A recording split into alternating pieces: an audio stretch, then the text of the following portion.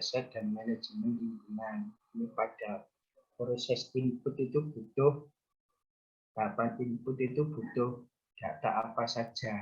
Ya. Yang perlu kita butuhkan ya, itu biasanya peta administrasi. Setiap perencanaan atau manajemen lingkungan selalu membutuhkan peta administrasi. Ya. Terus peta rupa bumi atau tutupan lahan. Terus ada peta topografi atau geomorfologi. Ada peta batimetri, peta hidrologi, peta geologi, hidrogeologi, peta genangan, pemodelan lahan dan wilayah lahan, peta pemantauan lingkungan dan lain. Ya, jadi itu yang sering kita jumpai di bidang teknik lingkungan. Ya.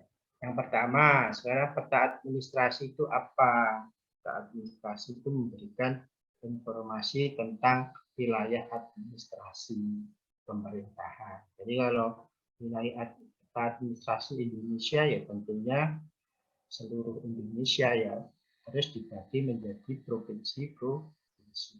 Kalau peta provinsi di wilayahnya, atas wilayahnya peta provinsi yang dibagi lagi menjadi wilayah-wilayah kabupaten dan kota berikutnya sampai tingkat yang peta desa ya. Nanti kalau peta desa memberi informasi batas wilayah desa dan batas-batas kalau di bawah desa itu apa?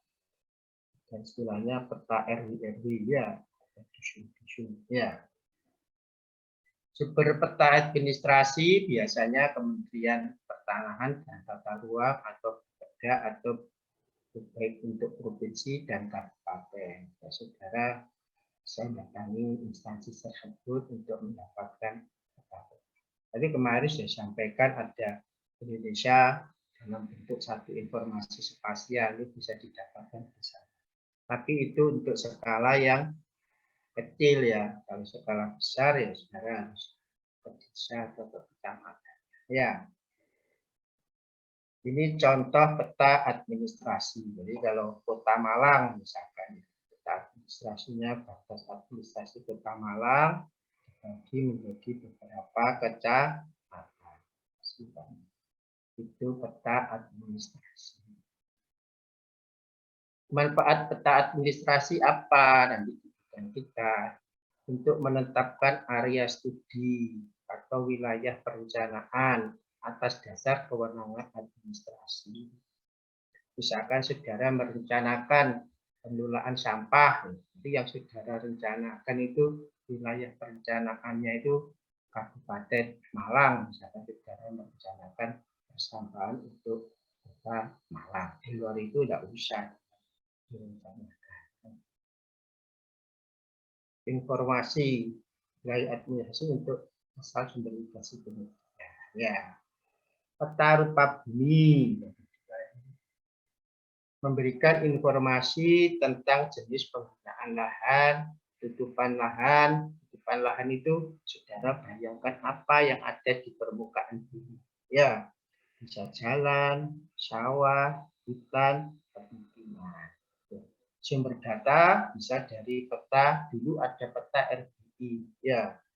Peta RBI itu rupa bumi Indonesia, hasil olahan khusus tanah. Ya, sekarang dengan adanya Google Earth dan segala macamnya, itu udara dan bisa mendapatkan data yang lebih terupdate ya.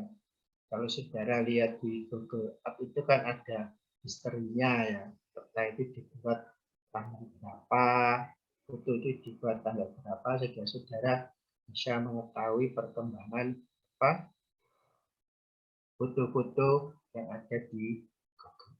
Ya, ini contoh peta rupa bumi skala 25.000.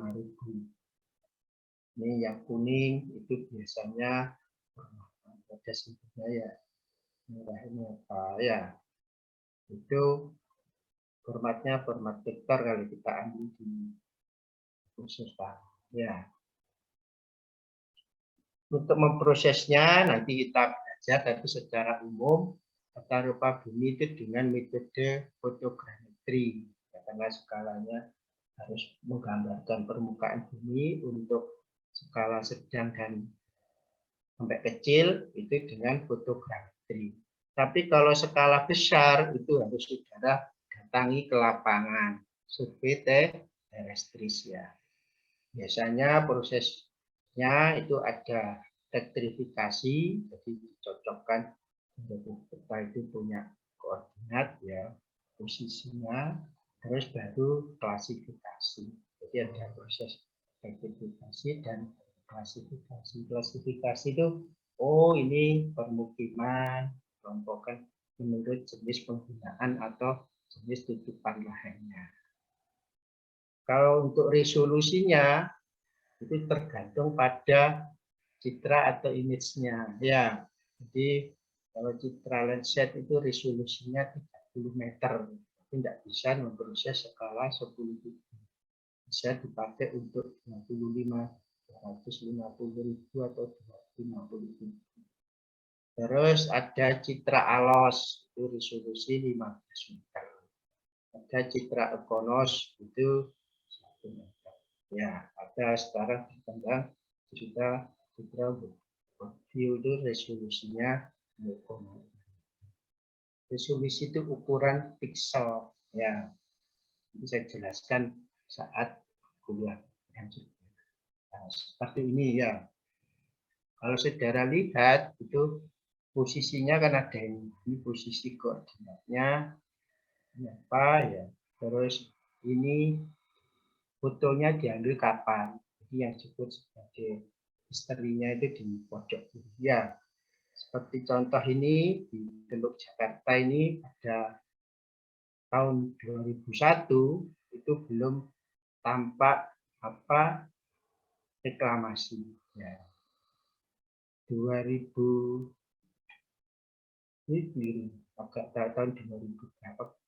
Terus pada tahun berikutnya itu sudah ada reklamasi ya. Ini kembali itu yang pertama 2019 belum ada reklamasi, setelah 2021 kelihatan daerah itu sudah ada reklamasi. Ya, manfaat peta rupa bumi. Ya.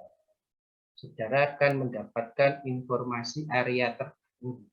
Karena kita di infrastruktur lingkungan, kalau bisa di infrastruktur lingkungan ini kan yang dilayani itu kan penduduk ya, atau kawasan perumahan dan kawasan industri dan kawasan-kawasan budidaya lah istilahnya. Itu saudara bisa untuk tahu informasi mengenai kepadatan ya untuk menetapkan wilayah pelayanan. Misalkan saudara daerah yang apa ada penduduknya, ini berarti termasuk wilayah. Juga atau itu di bidang air bersih ya. Kalau di bidang drainase, saudara bisa menetapkan koefisien limpasan atau run off. Jadi misalkan tutupan lahannya permukiman, oh berarti itu koefisien run off-nya bisa 0,9. Artinya apa?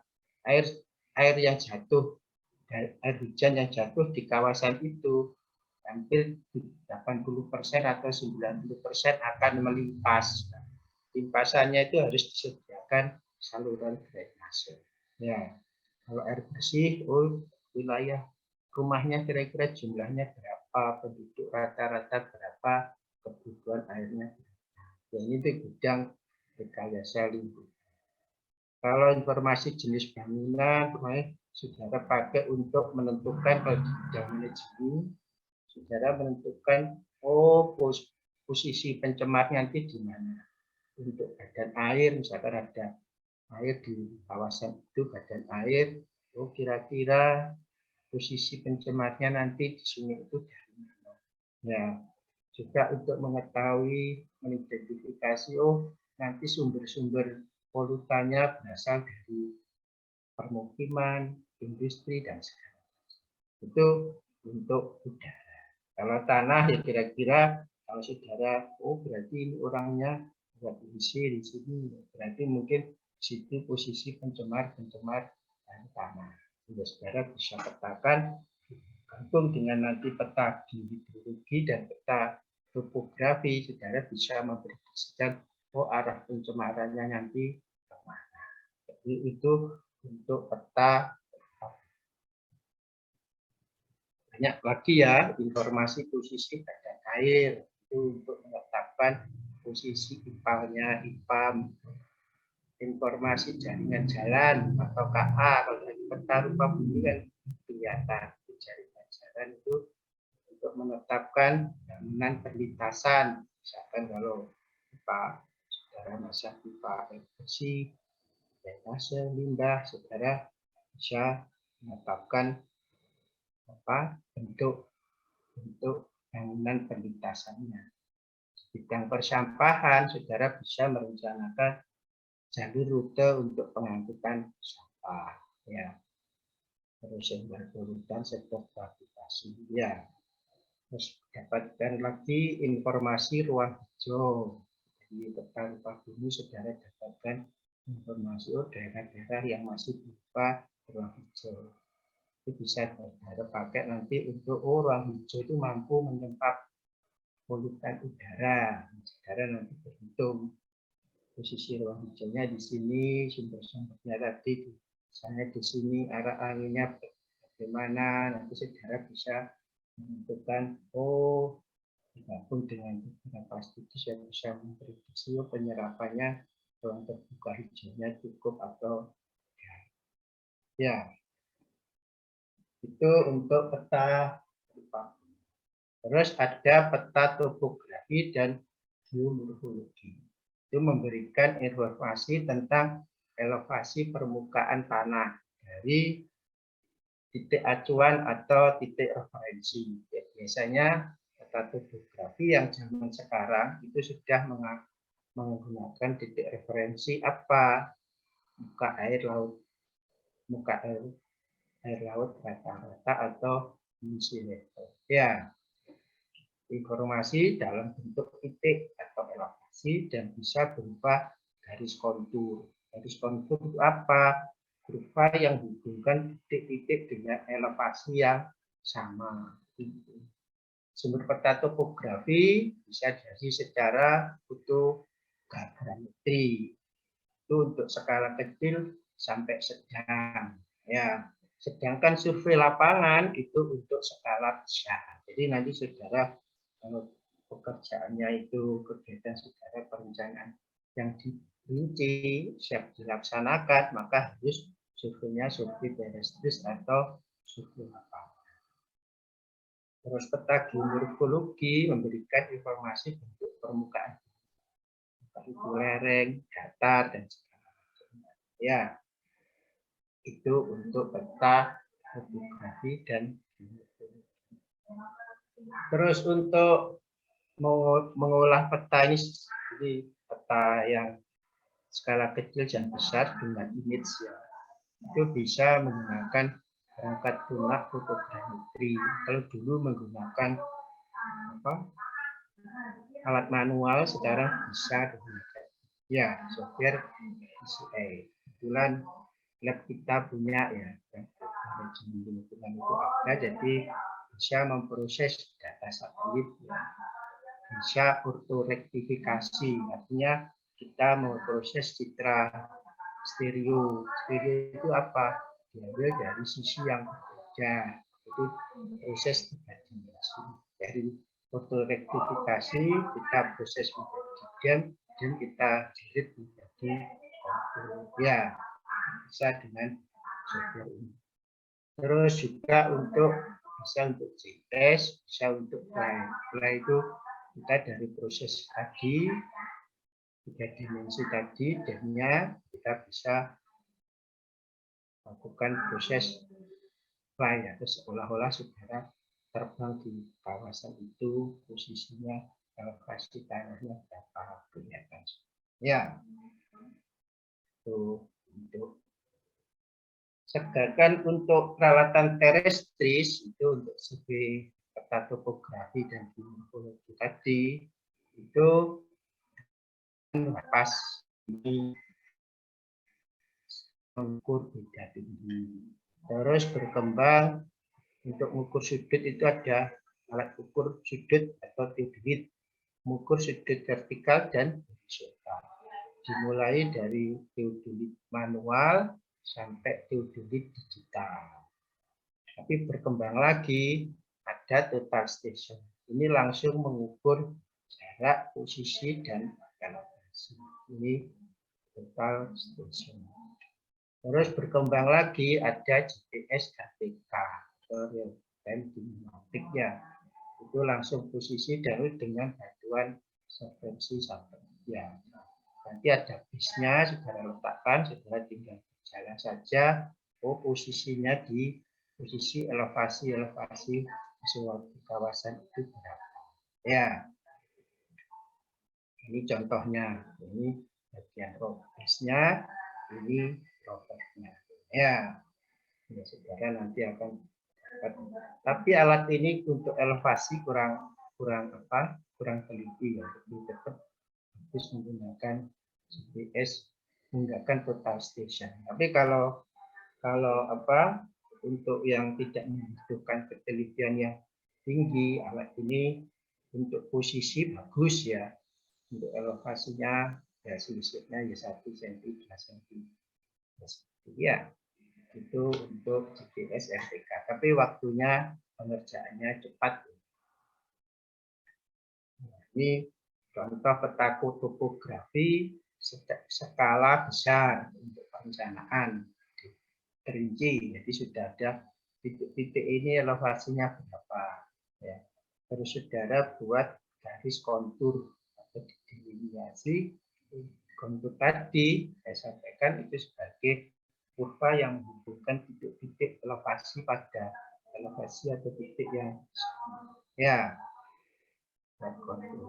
Oh, berarti nanti saudara kalau bangun di sini, oh ada tanah yang muncul, ini harus dipotong. Ini peta topografi skala besar. Ya, saudara dapatkan dari dengan apa? Tinggal pilih. Bisa gabungan antara Marketpass dan ya, bisa dengan total station atau dengan GPS RTK. Ya. Ini peta topografi juga skala besar. Jadi ini perencanaan sawah ya, ya.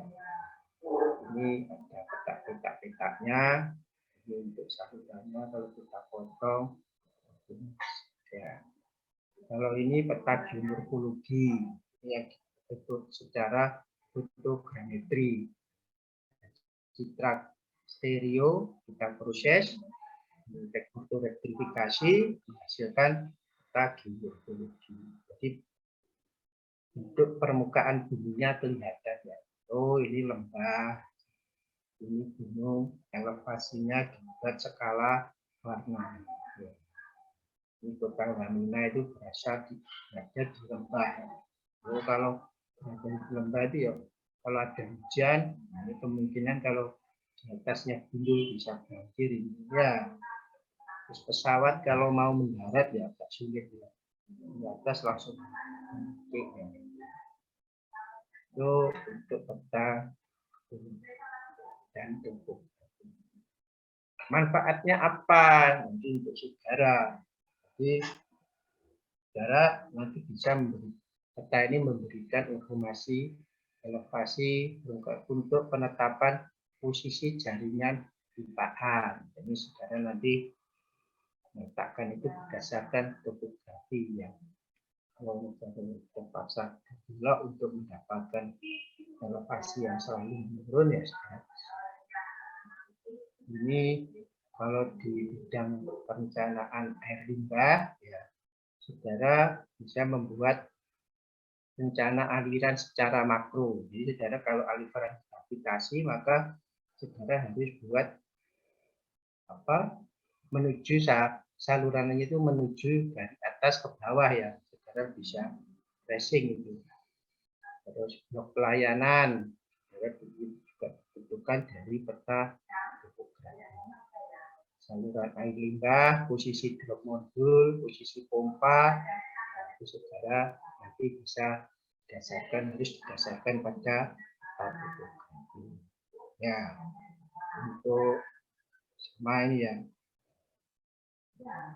Ini untuk bidang air limbah, pengangkutan sampah ya. Seperti saudara membuat untuk pengangkut perencanaan sampah itu misalkan saudara daerah pelayanannya atau pelayanannya saudara tidak merencanakan dengan bidang elevasi 2 meter. Kan kasihan kalau pengangkutannya manual. Bayangkan saudara yang Bapak pekumpul sampah itu naik, kadang turun, kadang naik, kadang turun. Kalau kasihan. Jadi saudara pelayanannya itu juga harus dibagi dengan mengikuti peta. Ini juga untuk prediksi polutan tadi saya sampaikan, kendaraan air dan pencemaran udara. Setelah itu ada peta batimetri. Kalau tadi topografi itu di permukaan tanah, tapi kalau batimetri itu kedalaman perairan.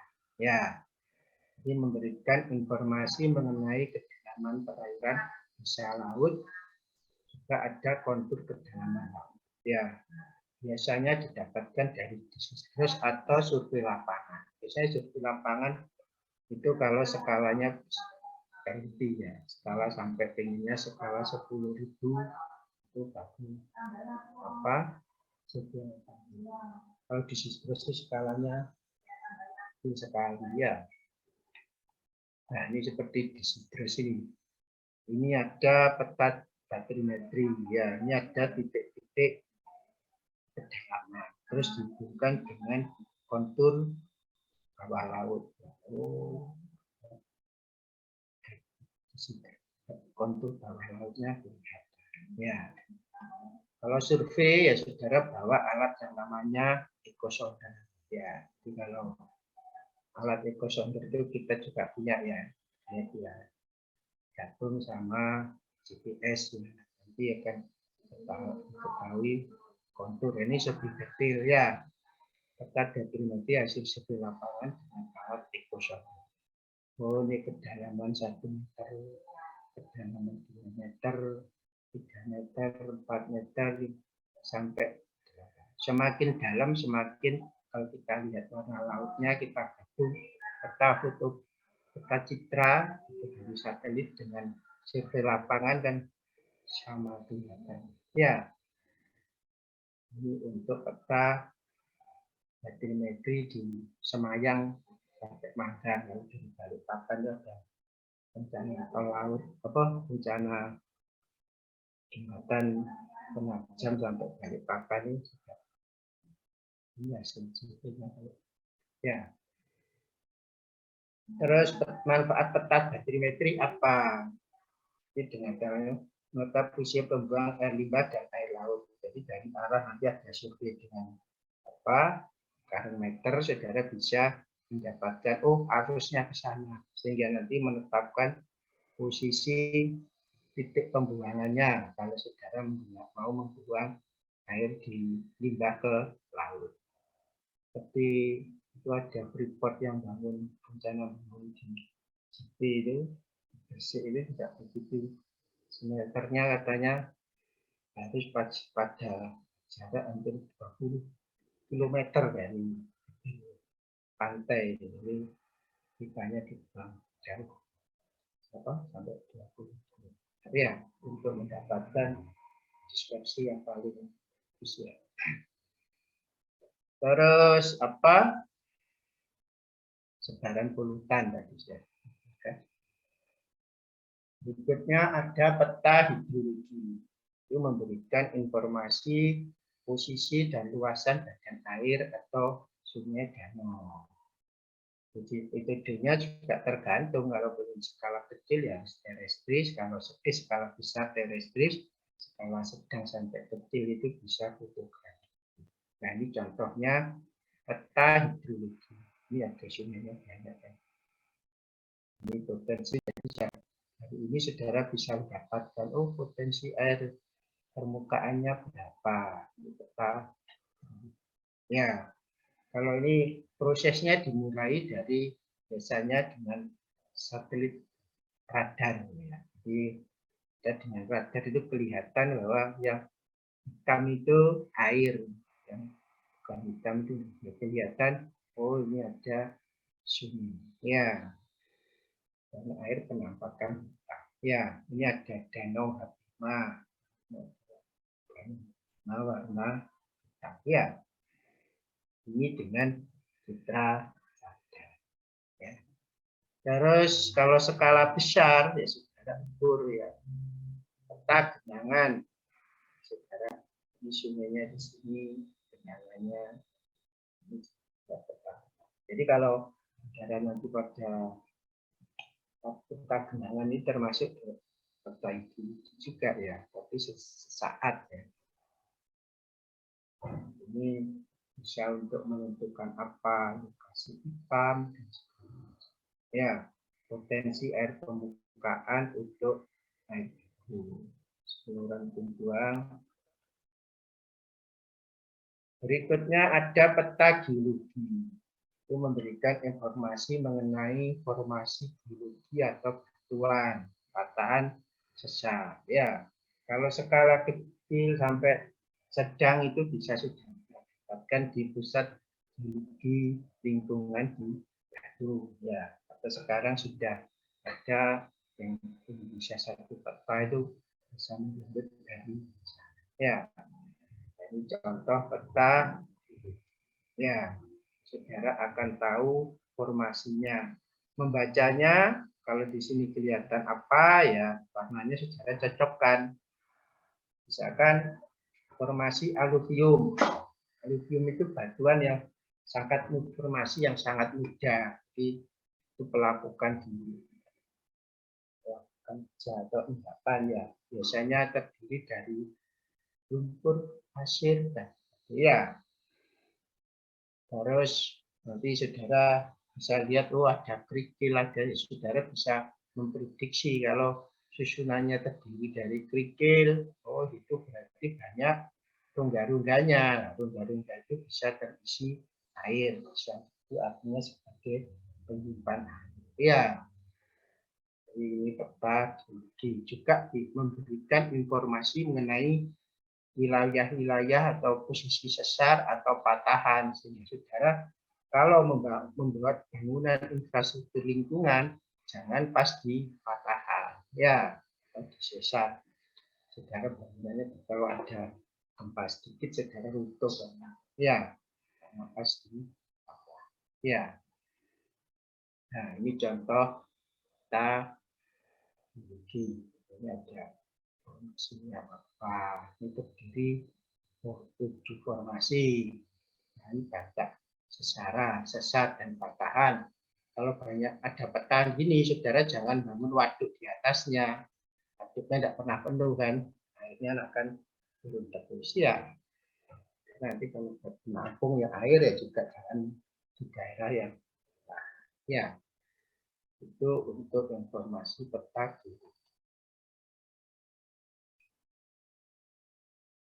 Ini informasi geologi dipakai untuk apa?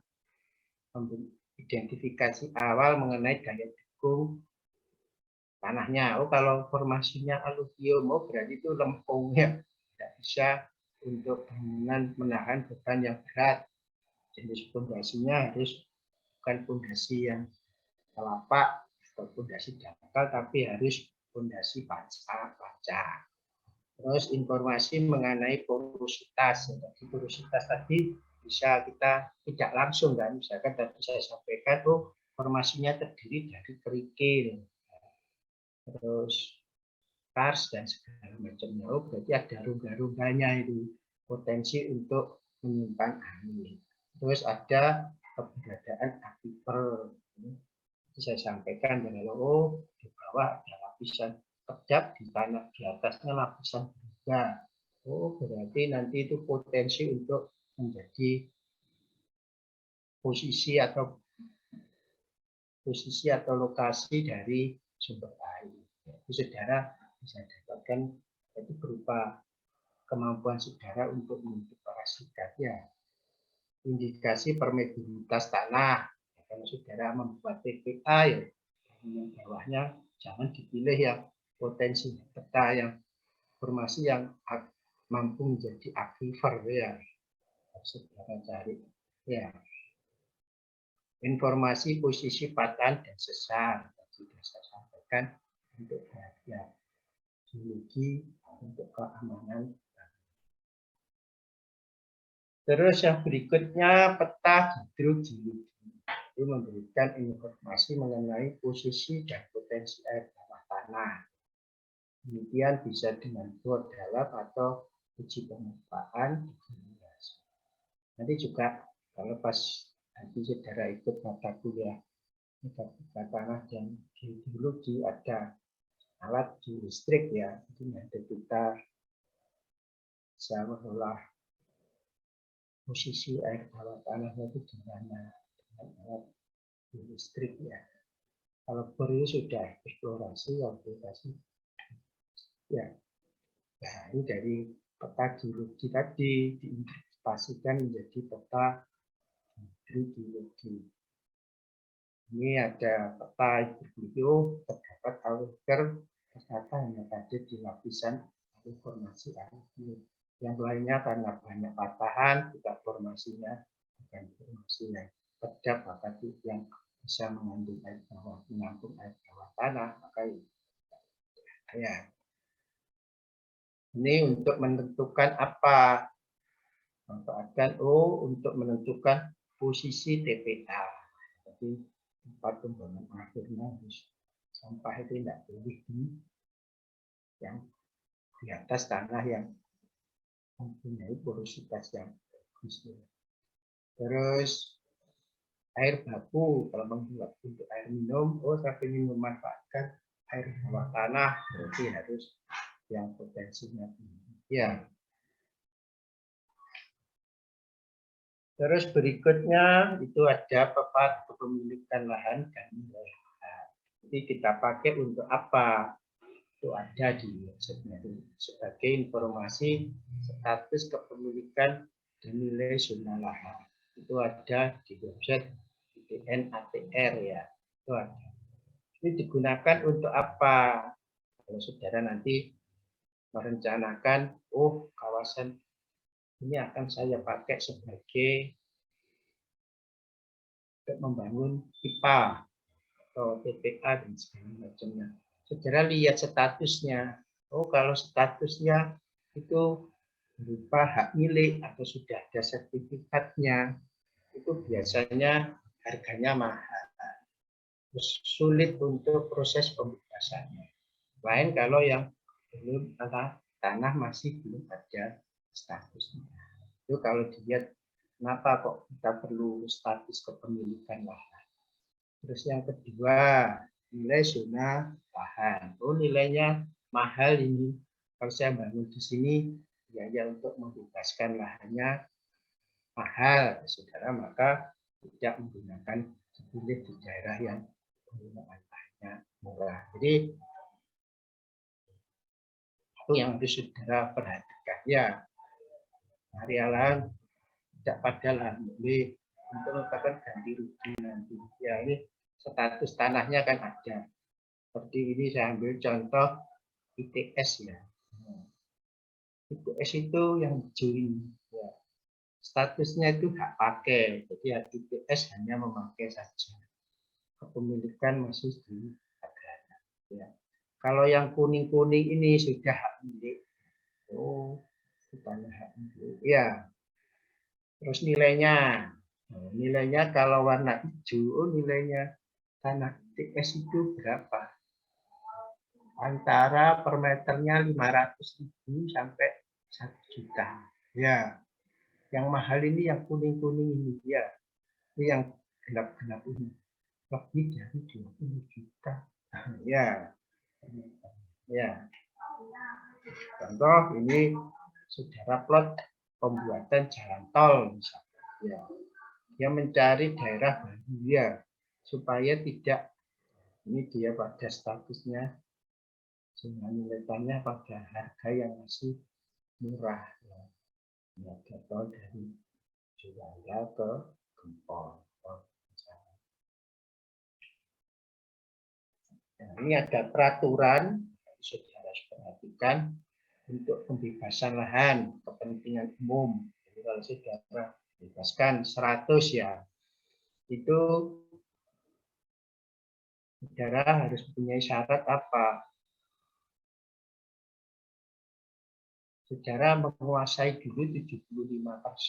Jadi bebas dulu 75%, yang 25% nanti saudara bisa bawa ke pengadilan. Atau secara otomatis yang 25% lahan tadi sesuai dengan nilai yang saudara tetapkan. Ya.